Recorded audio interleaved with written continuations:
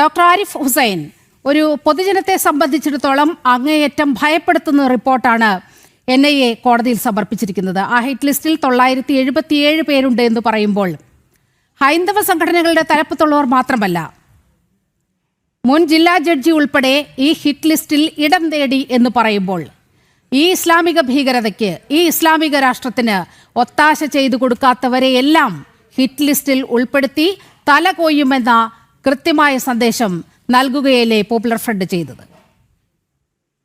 Hit ലിസ്റ്റിലുള്ള ആളോട് തന്നെ ഇത് ചോദിക്കണം, അതാണ് എനിക്ക് പറയാനുള്ളത്. ഇത് തീർച്ചയായിട്ടും ഇത് നമ്മൾ ഭയക്കേണ്ട ഒരു കാര്യമാണ് എന്നതിനേക്കാൾ ഉപരി നമ്മൾ ഞെട്ടേണ്ട ഒരു കാര്യമാണെന്നുള്ളതാണ് എനിക്ക് പറയാനുള്ളത്. കാരണം ഈ വാർത്ത ഇവിടെ പുറത്തു വന്നിട്ട് ആരും ഞെട്ടുന്നത് കാണുന്നില്ല. ഇതൊരു പ്രൈം ടൈം ചർച്ചയാവുന്നത് കാണുന്നില്ല. ഇതിന്റെ പേരിൽ ഏതെങ്കിലും രാഷ്ട്രീയ കക്ഷികള് ഇപ്പോ ഇതേ കൂട്ടം ആളുകളുടെ വോട്ട് അവരുടെ ആ ഒരു ആശീർവാദത്തോടു കൂടി ഇലക്ഷനിൽ വരെ ജയിച്ചു കയറുന്ന അവസ്ഥ ഉണ്ടായിട്ട് അതിന് ഏതെങ്കിലും തരത്തിൽ ഒരു കുറ്റപ്പെടുത്തലായിട്ടോ ഇതൊന്നും നമുക്കിവിടെ കാണാൻ കഴിയുന്നില്ല എന്നതാണ് നമുക്കിവിടെ കാണാൻ കഴിയുന്ന ഒരു കാര്യം. അപ്പോ തീർച്ചയായിട്ടും നമ്മളുടെ നാട്ടിൽ ഒരു പരുവപ്പെടൽ ഉണ്ടായിട്ടുണ്ട്. ആ പരുവപ്പെടൽ എന്ന് പറയുന്നത് ഇസ്ലാമിക തീവ്രവാദം എന്ന് പറയുന്ന സംഗതി, നമ്മൾ അങ്ങനെ തന്നെ പറയണം ഇതിനൊക്കെ. ഇത് ഇസ്ലാമിക തീവ്രവാദ സംഘടനയാണ് ഈ പോപ്പുലർ ഫ്രണ്ട് എന്ന് പറയുന്നത്. അത് അവരുടെ മിഷൻ 2047 ഡോക്യുമെന്റ് വായിച്ചു കഴിഞ്ഞാൽ അവർ തന്നെ എഴുതി വെച്ചിട്ടുള്ള കാര്യങ്ങളാണ്. നമ്മുടെ ലക്ഷ്യം ഇവിടെ ഇസ്ലാമിക ഭരണം സ്ഥാപിക്കുക എന്നുള്ളതാണ്. അവിടെ മറ്റു വാക്കുകളൊന്നുമില്ല, ഇസ്ലാമിസ്റ്റ് അല്ലെങ്കിൽ അങ്ങനെ പല രീതിയിൽ ആളുകൾ ഇതിനൊക്കെ വാക്കുകൾ അങ്ങോട്ടും ഇങ്ങോട്ടും മാറ്റി ഉപയോഗിച്ചുകൊണ്ട് ഇതിനെ വെളുപ്പിക്കാൻ വേണ്ടിയിട്ടുള്ള ഒരു ശ്രമമൊക്കെ നടത്താറുണ്ട്. അതിൻ്റെ ഒന്നും ഒരു ആവശ്യമില്ല എന്നുള്ളതാണ് ഞാൻ പറയാം.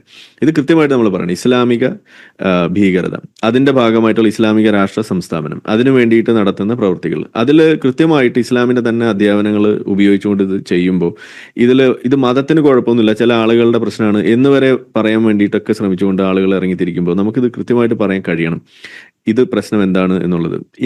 ഇനി എന്നിട്ടും മനസ്സിലാവാത്ത ആളുകളോട് നമുക്ക് ചോദിക്കാനുള്ളത്, ഇപ്പൊ ഇതുപോലെ സംഭവിച്ചതിന് പകരം സപ്പോസ് നിങ്ങളൊന്ന് ചിന്തിക്കുക, ഇവിടെ അറസ്റ്റ് ചെയ്യപ്പെട്ടത് അല്ലെങ്കിൽ ഇതുപോലെ ഒരു ഹിറ്റ് ലിസ്റ്റ് ഉണ്ടാക്കി കുറെ ആളുകളെ കൊല്ലണം എന്നതിന്റെ പേരിൽ ഒരു ലിസ്റ്റ് പുറത്തു വന്നത് RSSന്റെ ആണ് എന്ന് വിചാരിക്കുക. അവരുടെ ലക്ഷ്യം ഇന്ത്യ ഒരു ഹിന്ദു രാഷ്ട്രമാക്കണം എന്നതായിരുന്നു എന്നും വിചാരിക്കുക. എന്തായിരിക്കും ഇവിടുത്തെ ചർച്ച എന്ന് നിങ്ങളൊന്ന് ആലോചിച്ചാൽ മതി. അപ്പോൾ അത് ചർച്ച ചെയ്യാൻ ഇവിടെ ആർക്കും ബുദ്ധിമുട്ടുണ്ടാവില്ല, അതൊരു വലിയ വിഷയമാക്കി വർത്തമാനം പറയാനും ഇവിടെ ആർക്കും ബുദ്ധിമുട്ടുണ്ടാവില്ല. പക്ഷേ നേരെ തിരിച്ച് ആ സ്ഥാനത്തെല്ലാം തന്നെ ഒരു ഇസ്ലാമിക തീവ്രവാദ സംഘടനയാവുമ്പോൾ അത് ആർക്കും ഒരു പ്രശ്നമില്ല. അതിന് അവർ പറയുന്ന ഒരു വളരെ വിചിത്രമായ ന്യായം എന്ന് പറയുന്നത് അത് ന്യൂനപക്ഷമാണ് എന്നുള്ള ഒരു ന്യായമാണ് പറയുന്നത്. ലോകമെമ്പാടും നമ്മൾ നടന്നുകൊണ്ടിരിക്കുന്ന ഒരു കാര്യമായിട്ട് കാണുന്ന കാര്യമാണ് ഇന്ത്യയിലും ഇവിടെ നടക്കുന്നതായിട്ട് കാണുന്നത്. അതിന്റെ ഒരു ഭാഗം തന്നെയാണ് കേരളത്തിൽ നടക്കുന്നതായിട്ട് കാണുന്നത്. ഈ ഹിറ്റ് ലിസ്റ്റ് ഉണ്ടാക്കലും ആളുകളെ തട്ടലും എല്ലാം ഈ ആഗോളതലത്തിൽ മുഹമ്മദ് നബി മുതൽ ചെയ്ത് തുടങ്ങിയ കാര്യമാണ്. ഒരു ചെറിയ ഉദാഹരണം പറയുമ്പോൾ ഹിറ്റ് ലിസ്റ്റ് മുഹമ്മദ് നബി ഉണ്ടാക്കിയതും ഇന്നിപ്പോൾ പോപ്പുലർ ഫ്രണ്ട് ഉണ്ടാക്കിയതും തമ്മിലുള്ള വ്യത്യാസം എന്തെന്ന് ചോദിച്ചു കഴിഞ്ഞാൽ അതിനകത്തുള്ള ആളുകളുടെ എണ്ണം മാത്രമേ വ്യത്യാസമുള്ളൂ, ബാക്കി രണ്ടും ഒരേ സാധനം തന്നെയാണെന്നുള്ളതാണ് പറയാം. മക്ക വിജയത്തിന്റെ സമയത്ത് മുഹമ്മദ് നബി ഒരു ലിസ്റ്റ് ഉണ്ടാക്കി, അതിനകത്ത് എൻ്റെ ഓർമ്മ ശരിയാണ് 10 പേരുടെ പേരാണ് അതിനകത്തുണ്ടായിരുന്നത്. കാരണം ബാക്കിയുള്ളവരെ മുഴുവൻ ഒന്നുകിൽ കൊന്നു തീർത്തിട്ടുണ്ടായിരുന്നു, അല്ലെങ്കിൽ കുറെ പേര് അവിടെ പിടിച്ച് അടിമകളാക്കിയിട്ടുണ്ടായിരുന്നു, കുറെ പേരെ മതവും മാറ്റിയിട്ടുണ്ടായിരുന്നു. പിന്നെ ബാക്കിയുള്ള കുറച്ച് പേരുടെ പേര് മാത്രമാണ് അതിനകത്തുണ്ടായിരുന്നത്, അതാണ് ഈ 10 പേര്.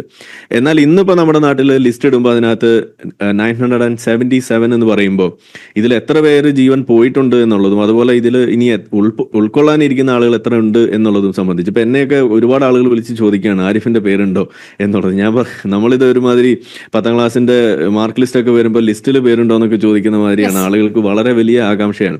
അപ്പൊ ഞാൻ പറയുന്നത് സമൂഹം ഇതിനകത്തൊരു സെൻസിറ്റിവിറ്റി നഷ്ടപ്പെട്ട രീതിയിൽ ഇരിക്കുമ്പോൾ ആ ഒരു അവസ്ഥയെ മുതലെടുത്തുകൊണ്ട് ഇവിടെ വലിയ തോതിൽ കുഴപ്പമുണ്ടാക്കാൻ സാധിക്കുന്ന ഒരു വിഷയമാണ് ഇസ്ലാമിക തീവ്രവാദം.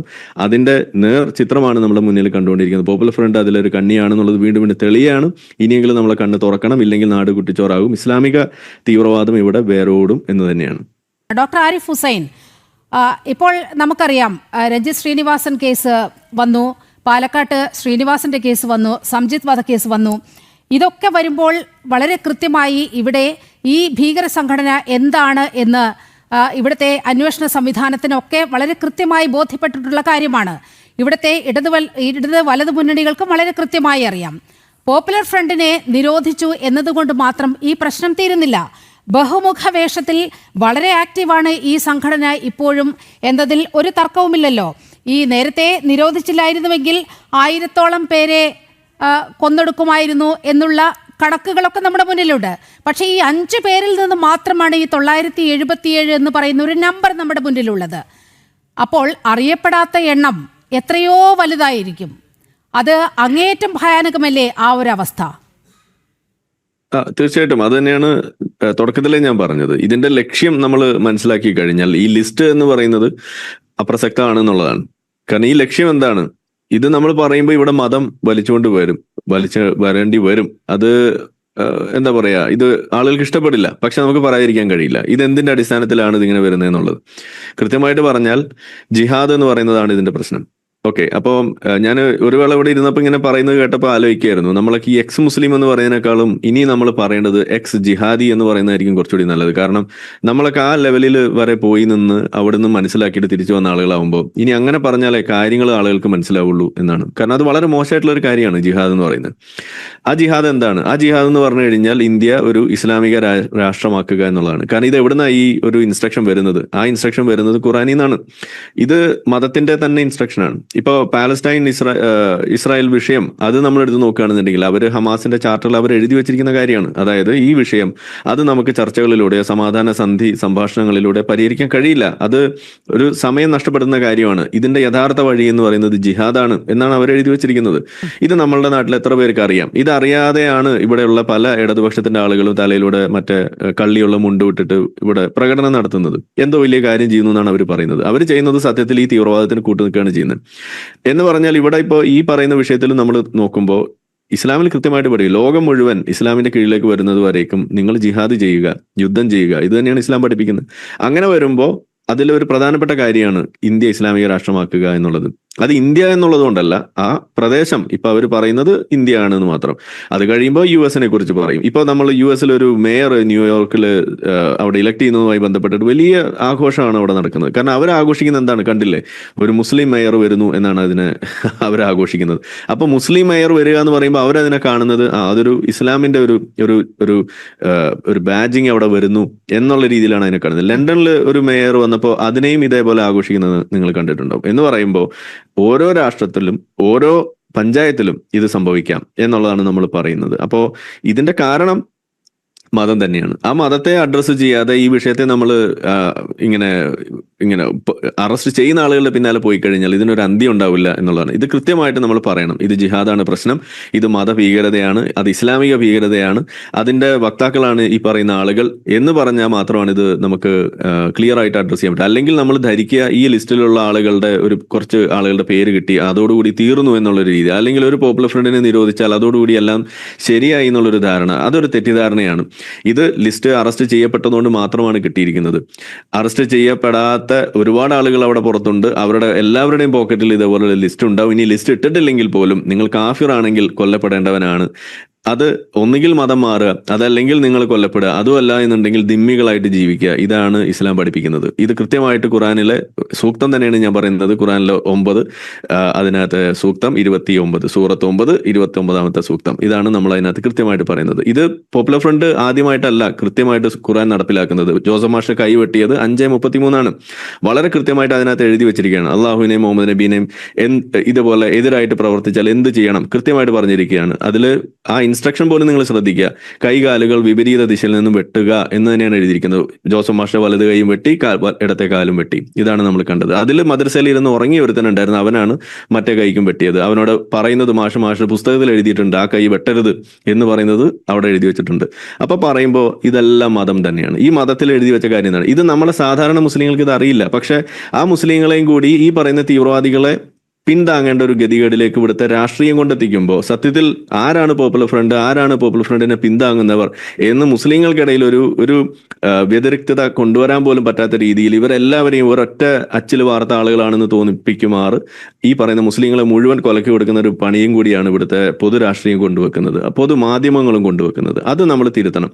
ഇവിടെ കൃത്യമായിട്ട് മുസ്ലിങ്ങളെ പറഞ്ഞ് ബോധിപ്പിക്കണം. ആദ്യം നമ്മൾ ഇതിനകത്ത് ഉത്ബുദ്ധരാക്കേണ്ടത് മുസ്ലിങ്ങളെയും കൂടിയാണ്. കാരണം അവർക്ക് പറഞ്ഞു കൊടുക്കണം, ഇത് പോപ്പുലർ ഫ്രണ്ട് നടത്തുന്നത് ഇസ്ലാമിക ഭീകരതയാണ്, ഇസ്ലാമിൽ അധ്യാപനങ്ങളാണ്. അത് നിങ്ങൾ അതിൽ നിന്ന് വിട്ടുനിന്നാൽ, നിങ്ങളുടെ പിന്തുണ അവർക്ക് ഉണ്ട് എന്നുള്ളത് അവിടെ കുറഞ്ഞു വന്നാൽ അവിടെ തന്നെ ഇതിന്റെ തിരുത്തൽ തുടങ്ങും എന്നും കൂടിയാണ് ഈ പറയുന്നത്. കാരണം ഈ മുസ്ലിങ്ങളിൽ നിന്ന് തന്നെയാണ് ഈ പോപ്പുലർ ഫ്രണ്ടിലേക്ക് പോകുന്നത്. ഒരു കാര്യം കൂടി ഞാൻ പറയാം. ഈ നമ്മളെ സിറിയയിലേക്ക് അഫ്ഗാനിലേക്കൊക്കെ ആളുകൾ ആട് മേയ്ക്കാൻ പോകുന്നതിനെ കുറിച്ച് നിങ്ങൾ കേട്ടിട്ടുണ്ടാവും. എന്തുകൊണ്ടാണ് ഈ പറയുന്ന പോപ്പുലർ ഫ്രണ്ടിൽ നിന്ന് ആളുകൾ പോകുന്നത്? അവരുടെ പ്രധാനപ്പെട്ട ലക്ഷ്യം എന്ന് പറയുന്നത് ഇപ്പൊ RSSനെ കുറിച്ചാണല്ലോ എപ്പോഴും പറയുക. അതായത് പോപ്പുലർ ഫ്രണ്ടിനെ നിരോധിച്ചു എന്ന് പറയുമ്പോൾ അടുത്ത ശ്വാസത്തിൽ പറയുന്നത് എന്നാ പിന്നെ RSSനെ നിരോധിക്കൂ എന്നാണ് പറയുക.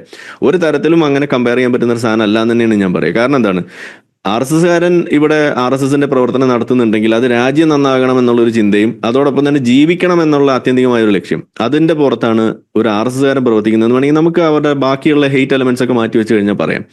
എന്നാൽ ഒരു പോപ്പുലർ ഫ്രണ്ടുകാരനെ സംബന്ധിച്ചിടത്തോളം അവന്റെ ലക്ഷ്യം എന്ന് പറയുന്നത് ഷഹീദാവുക എന്നുള്ളതാണ്, മരിക്കുക എന്നുള്ളതാണ്, അല്ലാതെ ജീവിക്കുക എന്നുള്ളതല്ല. അത് തന്നെയാണ് ഇതിന്റെ ഏറ്റവും പ്രധാനപ്പെട്ട വ്യത്യാസം എന്ന് പറയുന്നത്. അപ്പോൾ അവിടെ സംഭവിക്കുക എന്താണ്, ഈ ഒരു പോപ്പുലർ ഫ്രണ്ടുകാരൻ ഒരു ഘട്ടം കഴിയുമ്പോൾ തിരിച്ചറിയാണ് RSSകാരന്റെ കൈ കൊണ്ട് ചാവാനുള്ള ഒരു ഒരു ഭാഗ്യം നമുക്കില്ല എന്ന് തിരിച്ചറിയാണ്. കാരണം RSSകാർക്ക് അങ്ങനെ ഒരു ലക്ഷ്യമില്ല, എല്ലാ മുസ്ലിങ്ങളെയും വെട്ടിക്കൊല്ലണമെന്നോ അല്ലെങ്കിൽ എല്ലാ പോപ്പുലർ ഫ്രണ്ടുകാരും വെട്ടിക്കൊല്ലണമെന്നോ ഉള്ളൊരു ലക്ഷ്യം RSSന് ഇല്ല എന്ന് അവർ തിരിച്ചറിയുമ്പോൾ അവരെന്താ ചെയ്യുന്നത്, അവരടുത്ത വഴി തേടുകയാണ്. ആ വഴി എന്താണ്, അഫ്ഗാനിലേക്ക് പോവുക, അല്ലെങ്കിൽ യമനിലേക്ക് പോവുക, അല്ലെങ്കിൽ ഇതേപോലെ ആട് മേയ്ക്കാൻ പോവുക, അല്ലെങ്കിൽ അവിടെ പോയിട്ട് യുദ്ധം ചെയ്യുക, എന്നിട്ട് അവിടെ പോയിട്ട് മരിക്കുക. ഇതാണ് അവിടെ സംഭവിക്കുന്നത്. ഇത് ഞാൻ എവിടെന്നെങ്കിലും ആറ്റിക്കുറിക്ക് പറയുന്നതല്ല. നമ്മൾ ഈ പറയുന്ന പോപ്പുലർ ഫ്രണ്ടിൽ നിന്ന് അടക്കം പുറത്തേക്ക് വന്നിട്ടുള്ള ആളുകളുമായിട്ട് സംസാരിക്കാറുണ്ട്. പല ആളുകളും നമ്മളെ കോൺടാക്ട് ചെയ്യാറുണ്ട്. അവരിലൂടെ തന്നെ മനസ്സിലാക്കിയിട്ടുള്ള കാര്യമാണ്. കാരണം ഈ പല പോപ്പുലർ ഫ്രണ്ടുകാർക്കും അറിയാം RSS ഇവിടെ എന്താണ് ചെയ്യുന്നത് എന്നുള്ളത്. അതുകൊണ്ട് തന്നെയാണ് നമ്മൾ പറയുന്നത് ഇത് കൃത്യമായിട്ട് പുറത്തെത്തിക്കണം, ഈ വിവരങ്ങൾ പുറത്തെത്തിക്കണം. പുറത്തെത്തിച്ച ആളുകളെ ഇതിനകത്ത് ബോധവാന്മാരാക്കണം. എന്നാൽ മാത്രമാണ് ഇതിനകത്തൊരു പരിഹാരമുള്ളൂ. അല്ലെങ്കിൽ ഈ ലിസ്റ്റും തേടി നമ്മൾ നടക്കും, അവരവരുടെ പണിയായിട്ട് നടക്കും. കുറെ മുസ്ലിങ്ങൾ ഈ തീവ്രവാദ പ്രവർത്തനത്തിലേക്ക് എത്തും, ഈ നാട് കുട്ടിച്ചോറാകും. ഇതാണ് സംഭവിക്കാൻ പോകുന്നത്. ഡോക്ടർ ആരിഫ് ഹുസൈൻ, ഈ PFIയുടെ ഈ ഭീകരവാദ പ്രസ്ഥാനത്തിന്റെ ചിറകരിയുക മാത്രമേ ഉണ്ടായിട്ടുള്ളൂ. അതിന് പക്ഷേ ഇപ്പോഴും ജീവനുണ്ട്. ആ ജീവന്റെ ഒരു പ്രതിഫലനം നമ്മൾ നമ്മുടെ മുഖ്യമന്ത്രിയുടെ വീട്ടുമുറ്റത്ത് കാണുകയാണ്. SDPI സദാചാര ഗുണ്ടായിസം നടത്തി, വിചാരണ നടത്തി, ഒരു യുവതിയുടെ ജീവൻ വെടിയേണ്ട അവസ്ഥ വന്നു. ഇവിടെ എത്ര മാധ്യമങ്ങൾക്കത് ചർച്ചയായി, എത്ര രാഷ്ട്രീയ പാർട്ടികൾ ഈ ഘട്ടത്തിൽ പ്രതികരിച്ചു? മുഖ്യമന്ത്രിയുടെ വീടിന്റെ തൊട്ട് സമീപം പിണറായിയിൽ നടന്നതാണ് SDPIയുടെ സദാചാര ഗുണ്ടായിസം.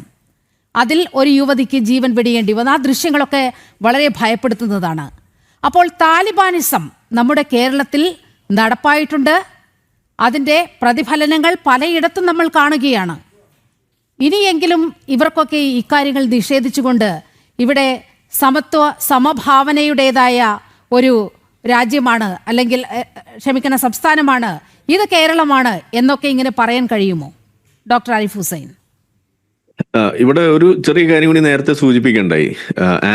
ആന്റണി ആളുടെ ഒരു പിറന്നാൾ ആഘോഷവുമായി ബന്ധപ്പെടുത്തി അവിടെ ഒരു ആഘോഷം, സോറി SDPIയുടെ, അപ്പൊ അത് അവിടെ ചെന്നിട്ട് ആഘോഷിച്ച് മിഠായി കൊടുക്കുന്നു എന്നൊക്കെയാണ് പറഞ്ഞത്. അത് ശരിയാണോ എന്ന് ചോദിച്ചു കഴിഞ്ഞാൽ ഞാൻ അതിൽ കാണുന്ന പ്രശ്നം എന്താന്ന് വെച്ചാല്, ഇപ്പോ കുറച്ചു നാളുകൾക്ക് മുന്നേ RSSനെ കാണാൻ പോയി എന്ന് പറഞ്ഞിട്ട് ഇവിടെ ഭയങ്കര പ്രശ്നമായിരുന്നു. RSSന്റെ വീട്ടിൽ അത് എന്തിനാ പോയത്, ഒളിച്ചും പാത്തു പോയി, പോലീസുകാരൻ പോയി, മന്ത്രി പോയി എന്നൊക്കെ പറഞ്ഞ് വലിയ വിഷയമാണ്. അപ്പോ ഞാൻ പറയുന്നത് RSSകാര് എന്ന് പറയുന്നത് നിങ്ങളെപ്പോഴും ഇതുമായിട്ട് ഇക്വേറ്റ് ചെയ്യുന്ന ആളുകൾ നിങ്ങൾ തന്നെയാണ്. അപ്പൊ അങ്ങനെ ഇരിക്കുമ്പോൾ RSSന്റെ വീട്ടിൽ പോകുന്നത് അല്ലെങ്കിൽ അവിടെ ഏതെങ്കിലും ഒരു നേതാവുമായിട്ട് ചർച്ച ചെയ്യുന്നത് നിങ്ങൾക്ക് വലിയ പ്രശ്നമായിട്ട് കാണാൻ കഴിയുന്നു. അതേസമയം നിങ്ങൾ തന്നെ ഇക്വേറ്റ് ചെയ്യുന്ന, അതിന് മറുപക്ഷത്ത് നിൽക്കുന്ന ഈ പോപ്പുലർ ഫ്രണ്ടും അതുപോലെയുള്ള ആ കൂട്ടം ആളുകളുടെ വീടുകളിലോ അല്ലെങ്കിൽ അവരുമായിട്ടുള്ള ഏതെങ്കിലും വിധേനയുള്ള സഹവാസമോ അത് കാണിച്ചു കഴിഞ്ഞാൽ അത് നിങ്ങൾക്കൊരു പ്രശ്നമായി മാറുന്നുമില്ല. അതൊരു ഇരട്ടത്താപ്പാണെന്നുള്ളതാണ് ഇവിടുത്തെ പ്രശ്നം. ഒന്നുകിൽ നിങ്ങൾ ശത്രുത കാണിക്കുമ്പോൾ അത്തരത്തിലുള്ള ഒരു ക്യാൻസലിംഗ് നിങ്ങൾ ചെയ്യുമ്പോൾ അത് ഇരു കൂട്ടരെയും ചെയ്യുക. ഈ ഡീഹ്യൂമനൈസേഷൻ നിങ്ങൾ നടത്തുമ്പോൾ അത് ഇരു കൂട്ടരെയും നിങ്ങൾ ചെയ്യുക. അല്ല എന്നുണ്ടെങ്കിൽ അത് ചെയ്യാതിരിക്കാം. അല്ലാതെ നിങ്ങൾക്ക് സൗകര്യമുള്ള പോലെ ഒരു കൂട്ടരെ മാത്രം ക്യാൻസൽ ചെയ്യുക, ഒരു കൂട്ടരെ മാത്രം ഡീഹ്യൂമനൈസ് ചെയ്യുക, അത് ശരിയല്ല എന്നുള്ളതാണ് അതിൽ നമ്മൾ കാണുന്ന പ്രശ്നം. ഇവിടെ കൃത്യമായിട്ട് നമുക്ക് കാണാൻ കഴിയും. പ്രത്യേകിച്ച് ആന്റണി അതിനകത്തൊരു വിശദീകരണം കൂടി കൊടുക്കുകയാണ്. എൻ്റെ നാട്ടിലെ ആളുകളാണ്, എൻ്റെ നാട്ടിൽ SDPIക്കാർ മാത്രമല്ലല്ലോ ഉള്ളത്, എൻ്റെ നാട്ടിൽ ഈ പറയുന്ന RSSകാരുണ്ടെങ്കിൽ അവരും, അതെ, RSSകാരനെയും കാണാൻ ഈ മന്ത്രി തയ്യാറാവുമോ?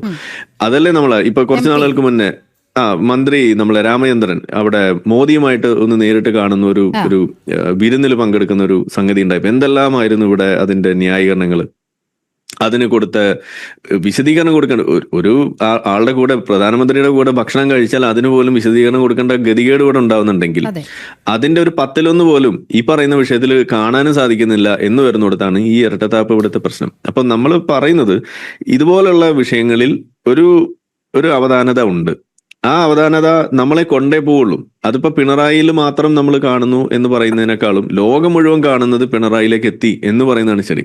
ഇത് പിണറായിയിൽ തുടങ്ങിയ ഒരു സംഭവമല്ല, പിണറായിലും എത്തി, കേരളത്തിലും എത്തി എന്ന് തന്നെയാണ് ഇവിടെ നമ്മൾ പറഞ്ഞു വെക്കേണ്ടത്. ഞാൻ ഒരു ചെറിയൊരു കാര്യം ഒന്ന് ഇവരുടെ ഈ മിഷൻ 2047 ഡോക്യുമെന്റിലുള്ള ഒരു കാര്യം ഒന്ന് വായിക്കുകയാണ്. അതിനകത്ത് അവർ കൃത്യമായിട്ട് 4 സ്റ്റേജുകളാണ് അവർ പറഞ്ഞു വെക്കുന്നത്. ഒന്നാമത്തെ സ്റ്റേജ് എന്ന് പറയുന്നത് unite under PFI and establish Muslim identity beyond just being in Indian എന്നതാണ് അതിലെ ഒന്നാമത്തെ അവരുടെ ഒരു കാര്യം. അതിനു വേണ്ടിയിട്ട് അവരെന്ത് ചെയ്യും? ആ ഒരു സാധനം അവിടെ ചെയ്യാൻ വേണ്ടിയിട്ട് അവർ ഏറ്റവും കൂടുതൽ ഉപയോഗിക്കുന്നത് ഏതെങ്കിലും നേട്ടങ്ങളല്ല, അവിടെ പരിഹരിക്കപ്പെട്ട വിഷയങ്ങൾ പോലും. ഇപ്പൊ ബാബറി മസ്ജിദ് വിഷയം അത് പരിഹരിക്കപ്പെട്ടതാണ് കോടതി വിധിയിലൂടെ, അതുപോലും പൊക്കിക്കൊണ്ടുവന്ന് അതിന്റെ പേരിൽ മുസ്ലിങ്ങളെ നിരന്തരം ഈ വിക്ടിം കാർഡ് ഇറക്കിക്കൊണ്ട് അവരെ ഒരുമിപ്പിക്കുക. ഇതാണ് ഒന്നാമത്തെ സ്റ്റേജ്. രണ്ടാമത്തെ സ്റ്റേജ് എന്ന് പറയുന്നത് to terrorise opponents and call for use of violence against Hindus. അങ്ങനെ തന്നെയാണ് അതിനകത്ത് അവർ പറഞ്ഞു വെക്കുന്നത്. ഹിന്ദുക്കളായിട്ടുള്ള ആളുകളെ അവരെ ടെററൈസ് ചെയ്യുക എന്നുള്ളത്. അതുകൊണ്ടാണ് ഇതിനെ ടെറർ ഓർഗനൈസേഷൻ നമ്മൾ വിളിക്കേണ്ടി വരുന്നത്. ജിഹാദി രീതികൾ തന്നെയാണ് അവർ അതിനകത്ത് ഉപയോഗിക്കുന്നത്. അവരുമായിട്ട് പരുഷമായിട്ട് പെരുമാറുക, അവർ നിങ്ങൾ രൂക്ഷത കണ്ടെത്തണം, ഇതാണ് ഇസ്ലാം പഠിപ്പിക്കുന്നത്. ഇനി മൂന്നാമത്തെ എന്താണ്? Infiltrate the judiciary, liaison with foreign Islamic nations for funding, stockpile weapons. ഇത്രയും കാര്യങ്ങളാണ് മൂന്നാമത്തെ സ്റ്റേജിൽ. ഇതിൽ നമ്മൾ കണ്ടു തുർക്കിയുമായിട്ട് ഇവർ നടത്തിയിട്ടുള്ള ഇടപാടുകൾ നമ്മളിവിടെ കണ്ടിട്ടുള്ളതാണ്, കേട്ടിട്ടുള്ളതാണ്. അപ്പോ ഈ പറയുന്ന ജുഡീഷ്യറിയിലേക്ക് ഇരച്ചു കയറുന്നതിനെ കുറിച്ചിട്ട് ഞാൻ ഇവരുടെ ഈ പറയുന്ന ജമാഅത്ത് ഇസ്ലാമി, നമ്മളിവിടെ SDPI വരെ എത്തിയിട്ടുള്ളൂ. സത്യത്തിൽ ഇത് ജമാഅത്ത് ഇസ്ലാമി തന്നെയാണെന്നാണ് നമ്മൾ ഒന്നുകൂടിയും വിശദമാക്കി പറഞ്ഞാൽ നമ്മൾ പറയേണ്ടി വരാം. ഇതേ പറയുന്ന മൗദൂദി, ഈ ജമാഅത്ത് ഇസ്ലാമി ഇതെല്ലാം കടന്ന് ഇപ്പോൾ പോപ്പുലർ ഫ്രണ്ടിലേക്ക് എത്തി നിൽക്കുമ്പോൾ ഇവരുടെ കൂടെയുള്ള ചില സഹവാസത്തിന്റെ ഇടയിൽ ഞാൻ പോയിട്ടുള്ള ചില സമയങ്ങളിൽ നമ്മളോട് നേരിട്ട് പറഞ്ഞിട്ടുള്ളതാണ്, നമ്മൾ ഈ പറയുന്ന പട്ടാളത്തിൽ നമ്മൾ തലപ്പത്ത് വരണം, നമ്മൾ കോടതിയിൽ നമ്മൾ തലപ്പത്ത് വരണം, നമ്മൾ അങ്ങനെ ഓരോ ഈ പറയുന്ന മേഖലകളിൽ നമ്മൾ തലപ്പത്ത് വരണം എന്ന ഒരു കൃത്യമായ ഇൻസ്ട്രക്ഷൻ നമുക്ക് അവിടെ കിട്ടിയിട്ടുണ്ട്. കാരണം അതിന്റെ ലക്ഷ്യം എന്താണ്? ഇത് തന്നെയാണ്. കൃത്യമായിട്ട് അവർ പറഞ്ഞു വെക്കുന്നത് ഇത്തരത്തിലുള്ള ആശയങ്ങളാണ്, നമ്മളെ കൺട്രോളിലേക്ക് ഇത് കൊണ്ടുവരിക എന്നുള്ളതാണ്. ഇനി നാലാമത്തെ സ്റ്റേജാണ് to grab power at the national level എന്നാണ് ലാസ്റ്റ് പറയുന്നത്. ഇനി അങ്ങനെ ചെയ്യുന്ന സമയത്ത് അവർ അതിനകത്ത് പറഞ്ഞു വെക്കുന്ന ഒരു കാര്യം കൂടിയുണ്ട്. അതായത് എങ്ങനെയാണ് ഈ സാധനം അവരവിടെ ചെയ്യുന്നതെന്നുള്ളത്. അതിൽ അവർ പറയുന്നത് അതായത് once in power, all important positions in the executive and judiciary as well as the police and army are to be filled with loyal cadres. The doors of all government departments including army and police would be opened to be filled with loyal Muslims and SC/ST OBCs to correct the past injustice and imbalances in the recruitment. എന്ന് വെച്ചാൽ SC/ST OBCകളെ ഇവർ ഉപയോഗിക്കുന്നത് ഇവരുടെ എണ്ണം തികയ്ക്കാൻ വേണ്ടിയിട്ടുള്ള ഒരു ആളുകളായിട്ട് മാത്രമാണ്. അതിനും ഇവർ ഇന്നിപ്പോ നമ്മൾ കാണുന്ന ഇപ്പൊ വേടനിലൂടെയൊക്കെ നമ്മൾ കാണുന്ന ഈ ജാതി പറഞ്ഞുകൊണ്ടുള്ള വലിയ തോതിലുള്ള ഒരു സംഗതി കാണുന്നുണ്ടെങ്കിൽ അത് ഇവർ ഒരുക്കുന്ന ട്രാപ്പാണ്. ഇത് മനസ്സിലാക്കാതെയാണ് ഈ വേടനെ പോലുള്ള ആളുകൾ ഇതിനകത്ത് വന്ന് വിടുന്നത്. ജാതീയത നമ്മളെ നാട്ടിൽ നിന്നും അകന്നുകൊണ്ടിരിക്കുന്ന ഒരു വിഷയത്തിൽ അത് കുത്തി ഉണർത്തിക്കൊണ്ട് അതിന്റെ പേരിൽ ആളുകളിൽ ഒരു കാലുഷ്യം ഉയർത്തിക്കൊണ്ട് അത് ഹിന്ദുത്വ എന്ന് പറയുന്ന സാധനത്തിലേക്ക് കൊണ്ടെത്തിച്ച് അതിനോടുള്ള ഒരു വിരുദ്ധതയാക്കി മാറ്റി, ശത്രുതയാക്കി മാറ്റുക എന്നുള്ളത് ഇവരുടെ അജണ്ടയാണ്. ഇതിനകത്താണ് ഇവർ വന്ന് പെടുന്നത്. ഇനി അതോടൊപ്പം ഇതിന്റെ ഫൈനൽ സ്റ്റേജ് വരുമ്പോൾ ഇവർ പറഞ്ഞു വെക്കുന്ന എന്താണ്? ആ പറയുന്ന സ്റ്റേജിൽ അവിടെ ചെയ്യേണ്ടതെന്ന് വെച്ചാൽ നമ്മൾ ഇതുവരെ സംഘടിപ്പിച്ച ആയുധങ്ങളും അതുപോലുള്ള എല്ലാ സാധനങ്ങളും വെച്ചിട്ട് നമ്മൾ അവിടെ ഭരണം പിടിച്ച് അവിടെ ഇസ്ലാമിക നിയമങ്ങൾ അവിടെ കോൺസ്റ്റിറ്റ്യൂഷൻ എടുത്ത് മാറ്റിയിട്ട് അവിടെ സ്ഥാപിക്കണം. ഇതാണ് ഈ പറയുന്ന മിഷൻ 2047 ഡോക്യുമെന്റിൽ എഴുതി വെച്ചിരിക്കുന്നത്. നമ്മളിൽ എത്ര പേര് ഇത് വായിച്ചിട്ടുണ്ട്, എത്ര മാധ്യമങ്ങൾ ഇത് റിപ്പോർട്ട് ചെയ്തിട്ടുണ്ട്. ഇംഗ്ലീഷ് മീഡിയ ഇവിടെ ഒരുപാടെണ്ണം ഇത് എഴുതി പിടിപ്പിച്ച് അതിന്റെ വിശദമായ റിപ്പോർട്ട് ഇവിടെ കൊടുത്തിട്ടുണ്ട്. പക്ഷെ നമ്മുടെ നാട്ടിലെ മലയാള മാധ്യമങ്ങൾ ഇതുവരേക്ക് ഇത് കൊടുത്തില്ല, ജനം പോലും കൊടുത്തിട്ടുണ്ടെന്ന് എനിക്ക് തോന്നുന്നില്ല. ഇത് ഇനിയെങ്കിലും ഈ പറയുന്ന 2047 മിഷൻ ഡോക്യുമെന്റ് അത് ഒരു തവണയെങ്കിലും അത് മലയാളത്തിൽ പരിഭാഷപ്പെടുത്തിയിട്ട് അത് പബ്ലിഷ് ചെയ്യണം. ഇവിടുത്തെ ജനങ്ങൾ വായിക്കണം. അത് ഞാനൊക്കെ പലതവണ വീഡിയോ ചെയ്തു, എന്നെ കൊണ്ട് പറ്റാവുന്ന സമയങ്ങളിൽ ഞാൻ ഇതിനെക്കുറിച്ച് പറയും. കാരണം ഇത് നമ്മൾ ചർച്ച ചെയ്ത് ഇതിന്റെ ഗൗരവം നമ്മൾ മനസ്സിലാക്കിയില്ല എന്നുണ്ടെങ്കിൽ ഇതെങ്ങനെയാണ് നമ്മളെ കൊണ്ടുവന്ന് ഇതേപോലെ ഒരു വലിയ കുഴിയിലേക്ക് ചാടിക്കുക? ലോകം കഷ്ടപ്പെടുകയാണ്. ഇസ്രായേലൊക്കെ അവിടെ കഷ്ടപ്പെടുന്നതിന്റെ പ്രധാനപ്പെട്ട ഒരു കാരണം തന്നെ ഈ ജിഹാദി ഈ പറയുന്ന ഒരു സാധനം തന്നെയാണ്. ഈ പറയുന്ന ഇസ്രായേലിന് ഉന്മൂലനം ചെയ്യുക, അതിന് ഇസ്ലാമിക രാഷ്ട്രമാക്കുക. അവർ പറയുന്നത് ഇസ്രായേൽ എന്ന് പറയുന്നത് അവരുടെ വഖഫ് ഭൂമിയാണ് എന്നാണ് അവർ പറയുന്നത് പോലും. എന്ന് പറയുമ്പോൾ ഓരോ രാജ്യവും നിങ്ങൾ എടുക്കുക, ബംഗ്ലാദേശിൽ നടക്കുന്നതായാലും പാകിസ്ഥാനിൽ നടക്കുന്നതായാലും ലോകത്ത് എവിടെ നടക്കുന്നതായാലും എടുത്തു നോക്കിക്കഴിഞ്ഞാൽ ഇതിന്റെ ആത്യന്തികമായ ലക്ഷ്യം എന്ന് പറയുന്നത് ഈ പറയുന്ന മതം ഭീകരത തന്നെയാണ്.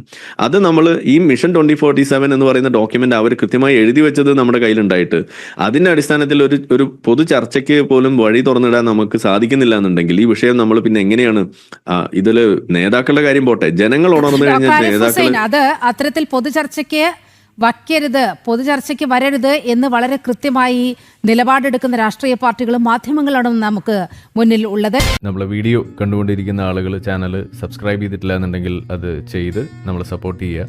മറ്റു രീതിയിൽ സപ്പോർട്ട് ചെയ്യാൻ ആഗ്രഹിക്കുന്ന ആളുകൾക്ക് അതിൻ്റെ ഡീറ്റെയിൽസ് ഡിസ്ക്രിപ്ഷനിലുണ്ട്. നിങ്ങളുടെ ഓരോ ലൈക്കും ഷെയറും അതുപോലെ കമൻ്റ് ഇടുന്നതും ഇതിൽ ഈ വീഡിയോ അതിൻ്റെ താഴെ വരുന്ന കമൻറ്റുകൾക്ക് നിങ്ങൾ പ്രതികരിക്കുന്നതെല്ലാം തന്നെ വീഡിയോയുടെ റീച്ച് കൂടുന്നതിന് വലിയ തോതിൽ ഉപകാരപ്പെടുന്ന സംഗതിയാണ്. അപ്പോൾ അതുകൊണ്ട് അതിൽ നിങ്ങൾ ഏർപ്പെടണം എന്നും കൂടി ഞാൻ അഭ്യർത്ഥിക്കുകയാണ്. മറ്റുള്ള രീതിയിലുള്ള സപ്പോർട്ട് തുടർന്നും നിങ്ങളുടെ ഭാഗത്തുനിന്നുണ്ടാവും എന്ന് പ്രതീക്ഷിക്കുന്നു.